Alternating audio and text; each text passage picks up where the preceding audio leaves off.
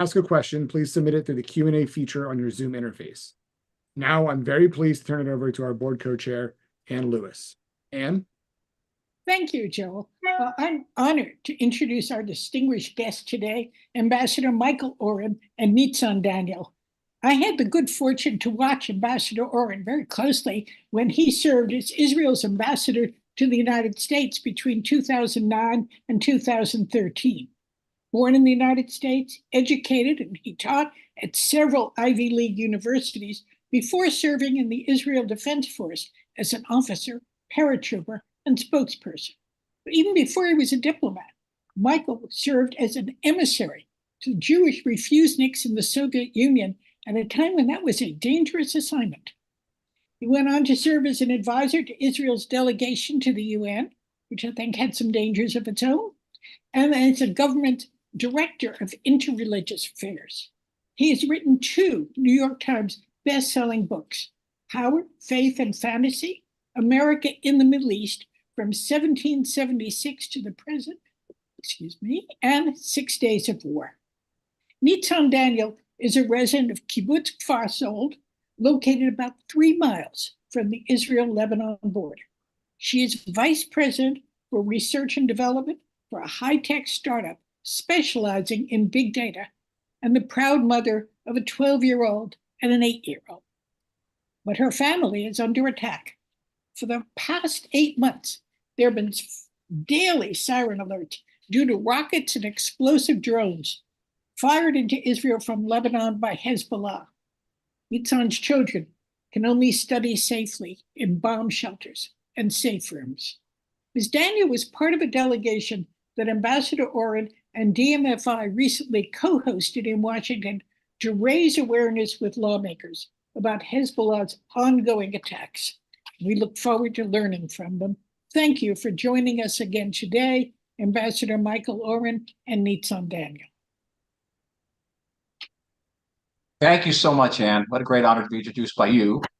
Todd, Joel, Mark Melman, the Democrats, Democratic majority for Israel, an extremely important organization. Thank you for hosting us, and thank you for assisting with the first delegation of displaced people from the north to inform Washington decision makers from both houses, both parties, and in the White House about the plight of nearly now 100,000 Israelis who have been displaced from their homes by furious Hezbollah rocket fire. Nitzan will talk about it further for more than 8 months now. We know that today, they tell me that today is June 27th. In Israel, it is still October 7th. We haven't in many ways moved beyond the horrors of that day. And certainly the world's focus is very much on Gaza, on the hostage situation, the attempts to make a ceasefire, the humanitarian crisis, and almost all of the press coverage of the conflict in the Middle East right now is on Gaza, and almost entirely overlooked is the situation up north, which in just strategic terms and defense terms is a far more dangerous and potentially explosive situation. Hamas is a tactical threat to the state of Israel with all of its rockets, all of its atrocities. It can't destroy the state of Israel. But Hezbollah is a far, far greater threat. It's a strategic threat. Hamas at its height has about 20,000 rockets. Hezbollah has between 150 and 170,000 rockets.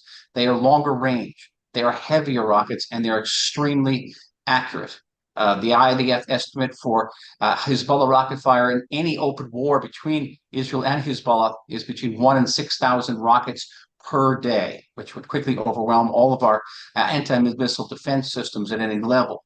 Hezbollah is also, in terms of just its terrorist force, between 3 and 4 times that of Hamas. Hezbollah's terrorists have been assiduously massacring Syrians for the last decade, so they're very adept at atrocities against other Arabs. You can imagine what they'll do to Israeli Jews. And along the northern border, Hezbollah is literally right across the fence. If there was some distance between Israel and Hamas, that distance does not exist along the northern border, particularly in areas like Metula, where you literally almost touch them on the other side of the fence. You can't expect any Israelis to go back and live in that type of situation, even if there were a ceasefire in the north. But there is no ceasefire in the north. Hezbollah says they will not make a ceasefire until Hamas makes a ceasefire. And Mr. Sinwar, the head of Hamas, has repeatedly says he will not have a ceasefire. And the hope we have now is that Sinwar will be pressured by Israeli military action into accepting that ceasefire, and hopefully we can avert that type of out-and-out regional conflict in the north. Throughout this, all overlooked is the human dimension. Those 80 to 100,000 Israelis who've been out their homes for these more than nearly 8 months now, many of them living entire families in one room, children going to different schools during the course of the year. We heard as many as 3 different schools in the course of one school year, with no end in sight. And overlooked even there are those Israelis who haven't been evacuated from the north, who are beyond the usually 5-kilometer radius to which beyond that the Israeli civilians are staying in place. And that's a particular and almost indescribable source of suffering, of hardship. And so I'm very honored to have with me Nitzan Daniel, who was one of the participants in this delegation, this very important delegation to Washington, to talk about her experiences over the last 8 months and what it's like to live under fire with children, to be a mother, to be concerned, and to see no end in sight. So with that, I will pause. I'll be happy to answer any questions you have later, but please, Nitzan, over to you.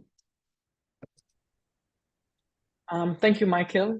I'd like to start by thanking you for having me. Thank you for listening. Thank you for doing everything you're doing for Israel. We do not take this for granted. I do not take this for granted. Not in any day, but especially during these days. And I also like to thank Michael, I can say, he's now the ambassador, the North People ambassador to the world, and telling our story, which was not told up until lately. So thank you for that. So my name is Nitzan. As you've heard, I'm a mother of 2 boys. Uri is 12 and Tom, who is 8. I was born and raised here in the Upper Galilee. I'm a member of kibbutz Kfar Sold. Kibbutz Kfar Sold was named after Henrietta Sold. She was the founder of Hadassah.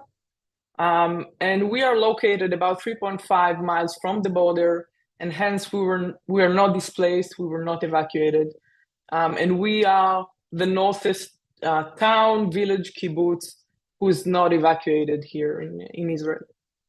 I'd like to start by going back to October 7. We woke up here, it was Saturday morning,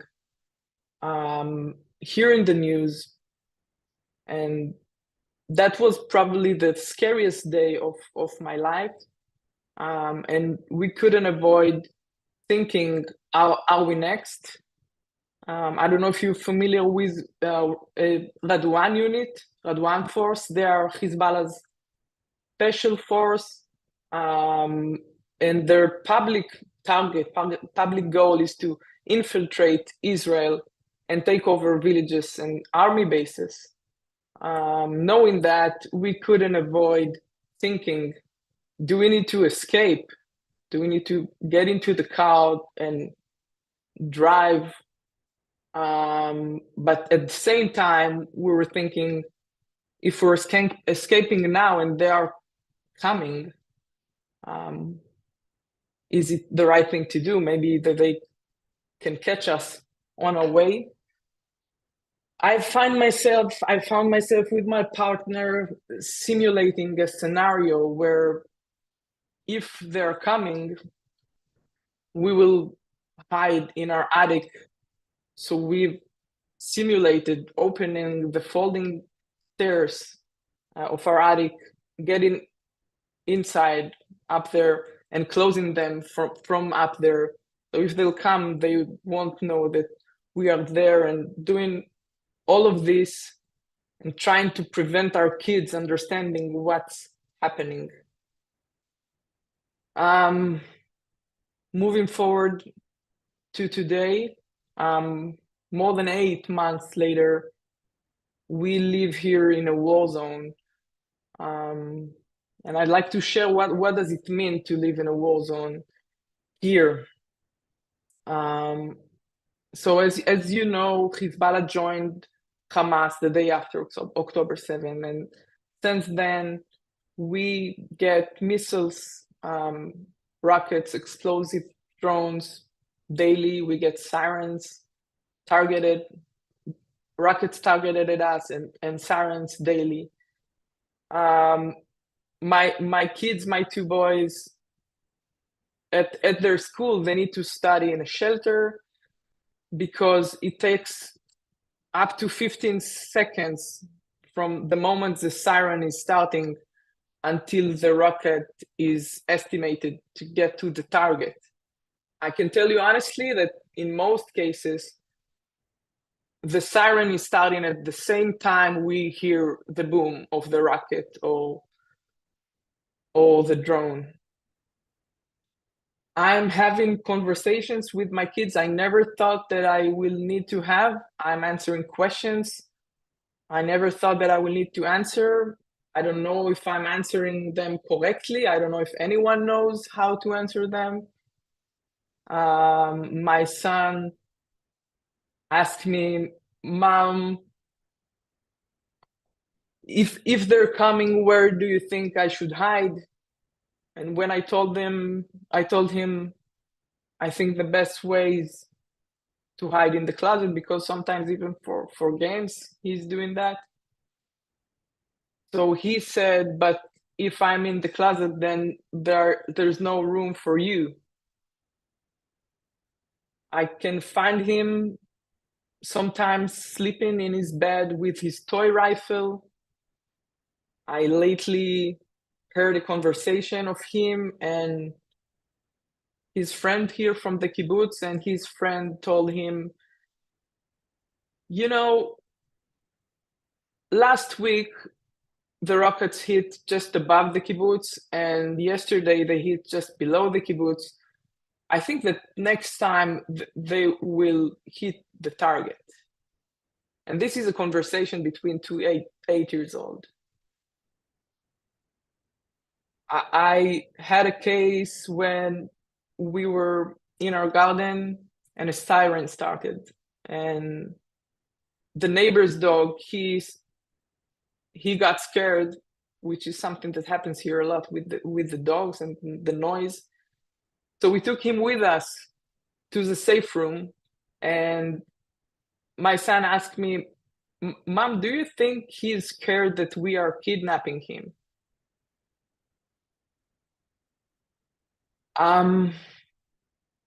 So here I am, you know, less than a century since my grandparents from one side, they escaped Europe to Argentina because they didn't feel safe. They felt that they need to run in order to protect their life. And 70 years after my grandparents from the other side, my father's side, they came to Israel from Iraq, and my grandfather, he thought that coming to the Upper Galilee is a good decision because he will be able to do business with the people of Lebanon. And you know, I don't know if ironic is the right word, but I want to say that we live here in an unbearable reality. We want to live in peace. We want just normal life. We want to feel secured, and above all, I want to make sure that I provide my kids a safe place to live. I want to make sure that my kids feel safe in their own country, in their own home. I'm asking you to try and imagine today going to sleep knowing that 3.5 miles away from you, there's another country, and there are trained soldiers that are waiting for the right moment. And I'm calling for your help. I want to thank you again for having me. I want to thank you for listening to me. And I hope for a better future for all of us. Thank you.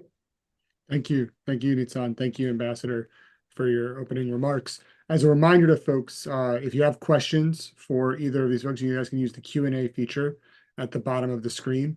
But to start us off, I know here in the United States, schools have been wrapping up. The end of school year has been happening. There's the transition to summer and summer activities and summer camps. And I would love, Nitzan, for you to kind of share kind of what that reality of the end of the school year, beginning of summer, which is typically a time of excited children and happiness and celebration, what that's been like for you on your kibbutz recently. So just today, we had a end of the year party of my both kids' school. So one had finished the 6th grade, so that was supposed to be a big celebration. And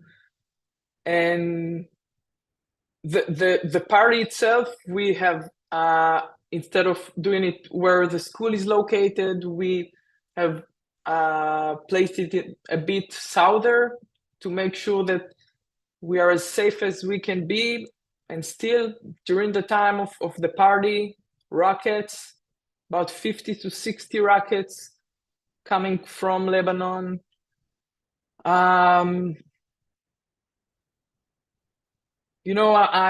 We are trying to, on one hand, keep our kids safe.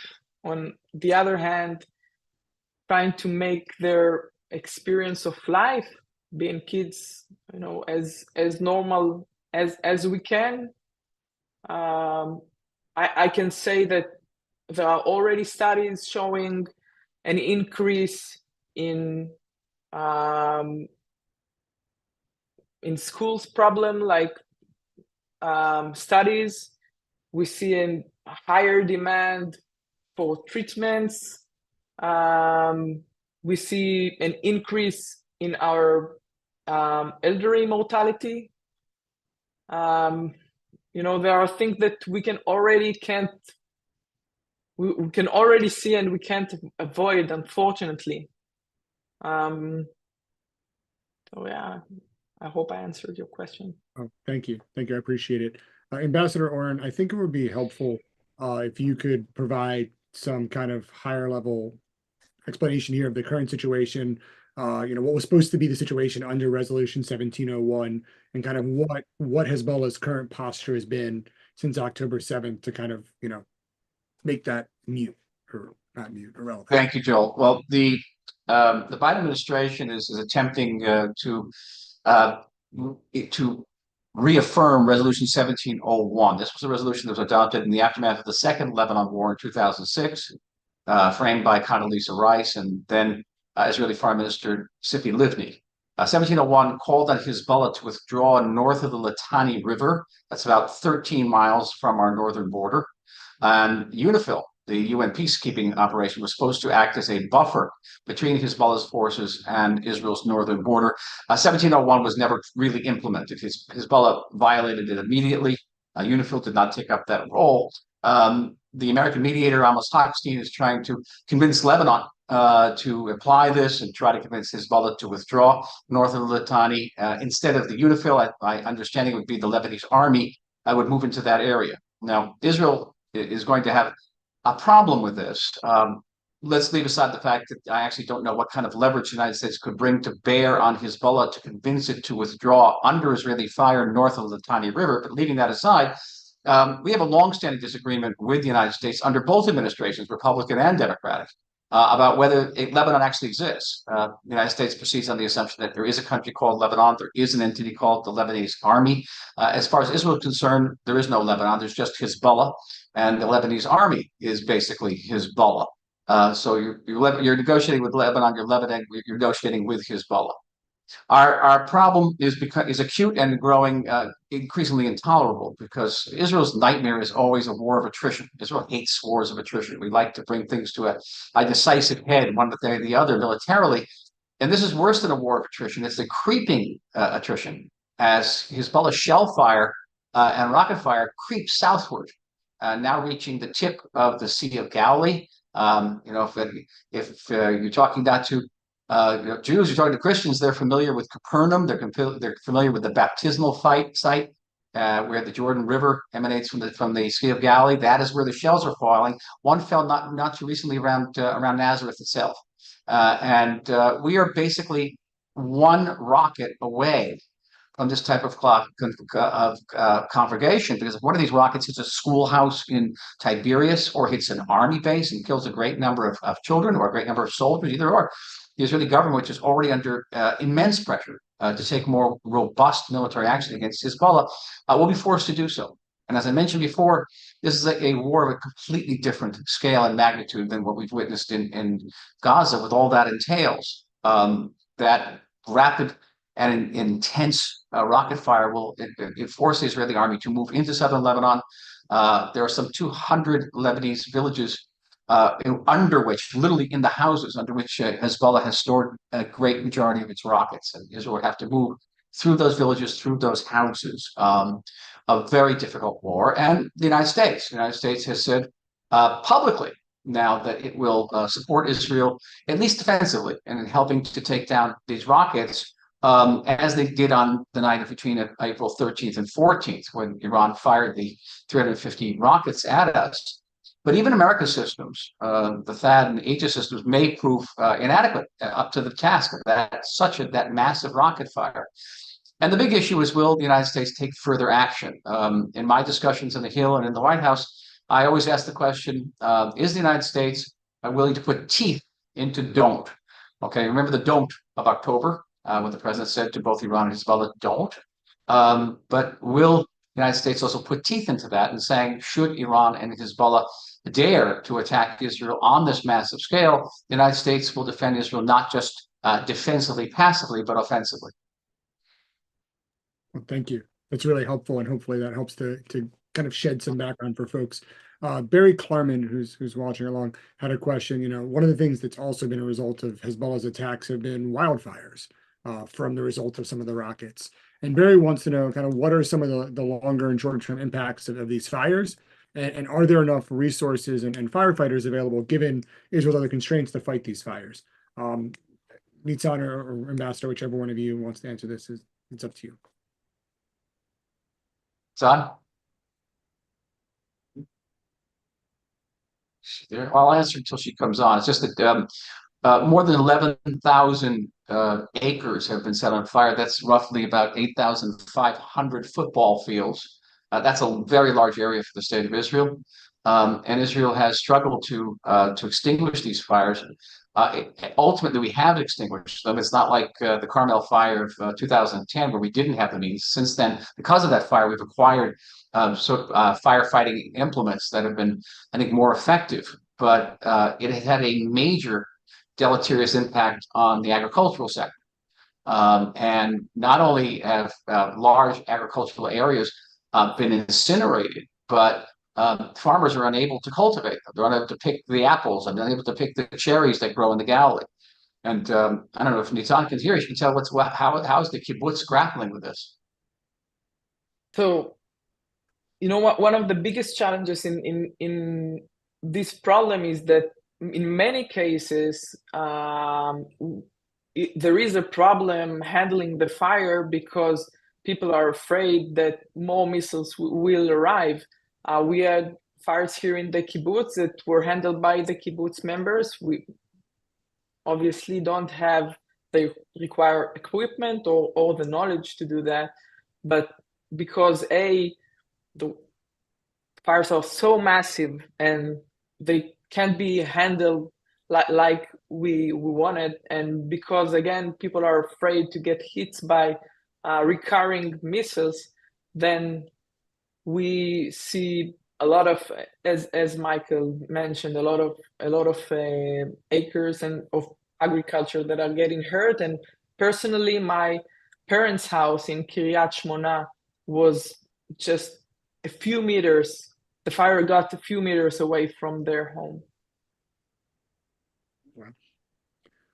You know, you talk some about kind of the impacts on your children and on the school system and kind of how the end of the school year changed. But what are some examples you can share about how your kibbutz members have supported each other during these times of heightened conflict and stress? Okay, I appreciate this question because, in this crazy time, I also feel lucky. Might be strange to hear, but to say, but I live in a kibbutz, in a community that is very strong, and very soon realized that we need to support each other to get as stronger as we can out of it. And I try to describe it to others that are not from here, that I can feel it by just passing by someone just in the street, and the way that people are looking at each other, smiling and nodding, like we are together in this. So this is one thing, and you can definitely see the difference on the way that people just smile to each other since the war has started. But other than that, we are, I think, doing above and beyond. People here are doing above and beyond to create community events just for us. When we were in DC, it was Shavuot, that was in holiday here. People tried to celebrate it together, and again, rockets were fired, but we're still doing whatever we can for people are volunteering, teaching kids, or volunteering and doing some events even for the seniors. So I think that this is somehow created some lemonade from the lemons that we got. Thank you. It's really nice to hear. Ambassador Oren, you spoke some about kind of the projections of the volume of rockets that could come in a single day, that 1 to 6,000 range. But kind of in what ways has the types of rockets that Hezbollah has access to changed now since previous conflicts in the north? So as I mentioned before, Joel, that it's not only the numerical superiority that Hezbollah has over the Hamas rockets, but it's also in terms of the payload they carry. They're much larger, and their range. They can target anything from the northern border to a lot. And we have to assume that in any conflict with Hezbollah, Iran could join in. We've seen that Iran is capable of launching these 350 projectiles at night.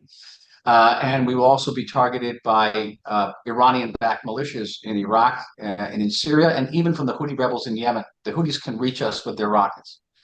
Our biggest concern is the accuracies of these rockets. And we know of several hundred rockets, which are cruise rockets. Now, in Hamas's arsenal, they only have standoff rockets, which means they go up in the air and they come down, and we can intercept them with Iron Dome.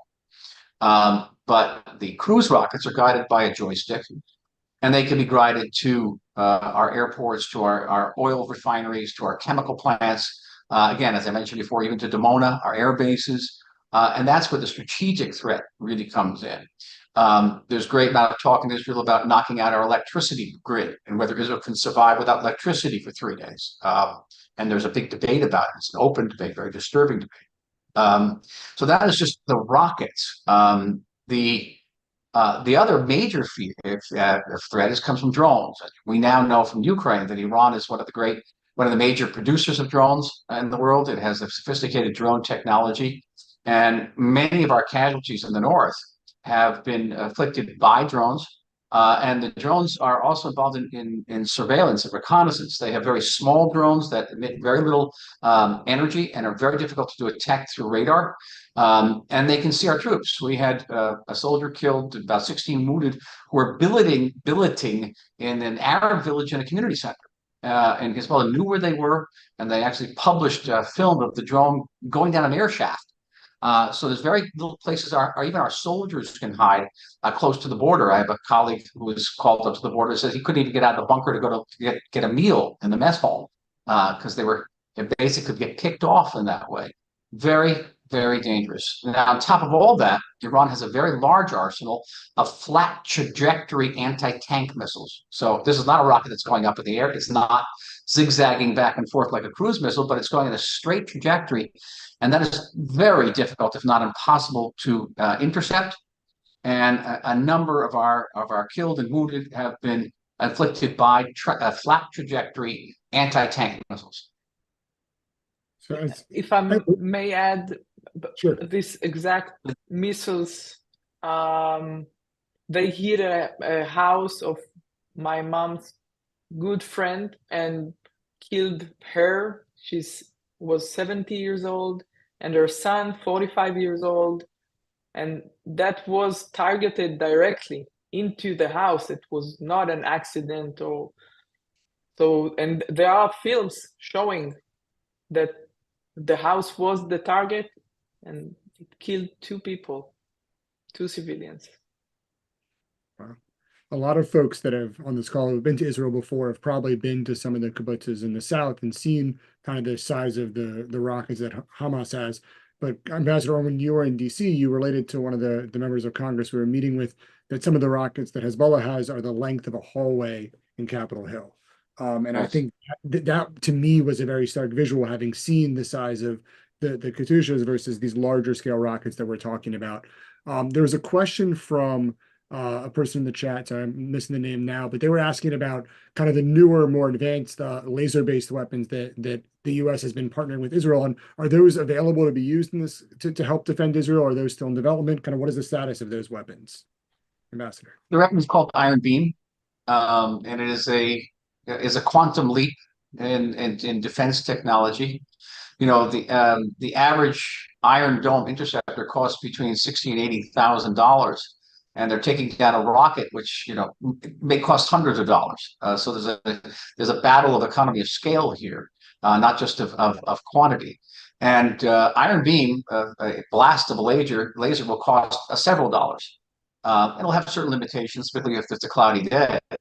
Now, Israel has been assiduously developing this. There's a conventional wisdom that Israel would like to postpone the showdown with Hezbollah until Iron Beam could be deployed. And that will provide far greater protection. It has not been deployed as of yet, and the hope is that it will be deployed as soon as humanly possible. Keep in mind that Iron Dome went from the drawing board to deployment in 4 years, and Iron Beam has now been in production or in development for several years, and it should be ready, hopefully, in the coming months. Thank you. There's one more question from Brian in the chat. Who wanted to know who is, obviously we know Iran is supplying Hezbollah with these missiles, but who is supplying Iran with these missiles? The U.S. obviously has lots of sanctions on Iran, but who is helping Iran to develop these missiles that they can then transfer to Hezbollah? Interesting question. So Iran, Israel used to be the almost the sole arms exporter and manufacturer and exporter in the Middle East. We are no longer such. Iran has a very energetic, let's say, this military industrial program, and they produce drones, as we know. They produce long-range rockets, and they've been supplying them to the Russians. So arms made in Iran have been killing Ukrainians armed with American weapons. So it's almost like a proxy war between the United States and Iran in Ukraine, and it's very complex. But Iran has benefited from missile technology from North Korea. The Shahab-3 long-range Iranian rocket is almost an exact knockoff of the North Korean Nodon missile. And we know that North Korean military experts, scientists have visited in Iran. They visited in Syria. There's a close cooperation there. We can't rule out the possibility there's close cooperation through North Korea with China as well. Thank you. That's very insightful. I want to wrap up with one last question before I turn it over to Todd Richmond to close us out, our board co-chair. We've talked a lot about the threats and the risks, but I know you guys are both here to kind of ask for help, ask for our support. What can both Hill staff, political consultants, our supporters do to help and support those folks in northern Israel? We'll start with you, Nitzan. That's a good question. you know, I'd like to say that hearing our story, I understand. I feel like sometimes, Israel around the world is misunderstood. Our story is misunderstood. I feel like once people will hear our story, and that will be a great start. And I believe that every human that will hear us and see what's happening here will know what's the right thing to do in his expertise, in her domain. So probably speaking up for us, telling the facts, telling our story. I think that knowledge is power. So I will start with that. Thank you. If I could, Joel, a Yes. couple of action items that are important. I think Nissan is absolutely right. First of all, it begins with awareness. This is happening. And even though this is not being covered by much of the media, certainly not tonight being covered by much of the media, the awareness is key. And Israel, and when we were in the White House meeting, and the NSC told us that Amos Hochstein had told them that 80% of Israeli attention is now focused on the north. And I asked, okay, when did he say that? They said a couple of days ago. I said, you can correct it. It's 99%. 90 to 95% of Israeli attention is now focused on the north and not on the south. We have to get that type of percentage in the United States as well, that awareness. That's generally speaking. Specifically, let Israel keep up that pressure on Hamas. Don't hold Israel back in Gaza. I know it's complicated here politically, but if you want to avoid a war in the north, we have to get Hamas to agree to that ceasefire, so Hezbollah will agree to a ceasefire. Lastly, when I talk about, put that teeth into don't, because if Hezbollah and Iran understand that the United States will not be passive, then that will serve to deter them, I'm sure. The United States has two major aircraft forces in the Middle East. That's a monumental power. Nobody wants to take that on, and it's important. I know that the sense here often is that you want to deconflict as much as possible, but sometimes you have to threaten to escalate in order to deconflict. And I know the challenges with this, but I think this is absolutely crucial. The United States could get dragged into a war very easily. All you need is one drone hitting an American naval vessel, and you get dragged in. And you don't want to reach that point. I'm sure of it. So that is essential. That's essential as well. There's much talk here of holding up some munitions supplies to Israel, particularly munitions that could be used to defend Israel against Hezbollah. Let's free those up, please. I think that'd be a very important message to Israelis generally. I'm not a spokesman for the Israeli government. I don't have any position there, but I think I speak for the Israeli people in saying that we deeply appreciate your help. We appreciate your support. Yesterday, Joel, we had a fantastic meeting with Kathy Manning. It's so uplifting to know there are people like that on the Hill who understand us and working for us. It is so crucial. We are deeply appreciative. We are going through a period unlike any Israel has known, certainly since its war of independence, our war of independence. And when I listen to Nitzan, I'm just in awe. I'm in awe of her courage, her steadfastness, her resilience, of her and all the people on Far Sold and all these other communities up there. We owe it to them. We owe it to them to stand strong behind the North, behind Israel generally. And again, we thank you all for your support. Thank you very much, Ambassador. Thank you, Nitzan. Thank you both for taking the time to join us today. As folks might know, Israel is many hours ahead, so it is late into the evening for Nitzan, so I really appreciate her taking the time to join us as well. Thank you all for joining us. Before we wrap up, I'm going to turn it over to our board co-chair, Todd Richmond, for some closing words. Thank you, Joel. Ambassador, I have to agree with you. Nitzan, I can't begin to tell you how inspiring you are to all of us here. And you should know that, we might be 6,000 miles away, but we are with you every single second of the day. And we are with you. We love you guys. And I just, want you to know that. And Ambassador, can't thank you enough for all you've been doing, not just for Israel, but on behalf of the U.S.-Israel relationship, and the fact that you're bringing this the attention that it so deservedly needs to be done. And we are so proud to be working with you on that, and bringing you and many members of the communities from the north to the Hill to meet with political leaders, influencers, and everything in between. So thank you for all you do. And for those that are on the call, listen, we couldn't do what we do without you.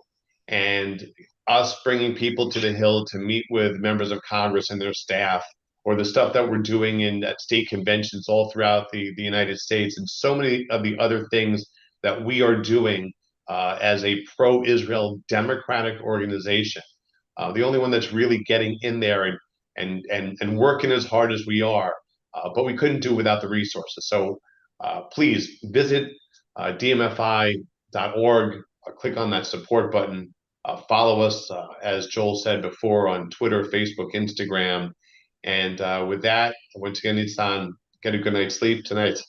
And we are Todd, if I may, one more point, and that is we put in a request for another delegation to visit the White House in July through Shelley Greenspan, and we want to bring Nitzan back. So this message could be heard in the White House. We'd like to have a meeting with the Vice President. Great. Well, we will work on that as well. Anything for you, Ambassador. Thank you. We're working hard. Thank you, Todd. Thank you. Have a great day, everybody. Thank you, Ann, everyone. Bye. Thank you very much. Nitzan.